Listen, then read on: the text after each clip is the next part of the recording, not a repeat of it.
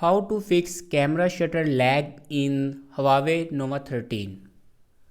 So let's start the video. First of all, reset your camera settings.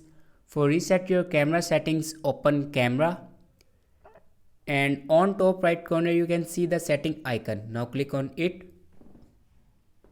and then scroll down in last, and here you can see the option restore defaults. It means reset your camera settings. After reset your camera settings, then go back to your home screen and open settings. In settings, scroll down and click on apps and then again click on apps and open camera. In camera you can see the option storage. Now click on storage.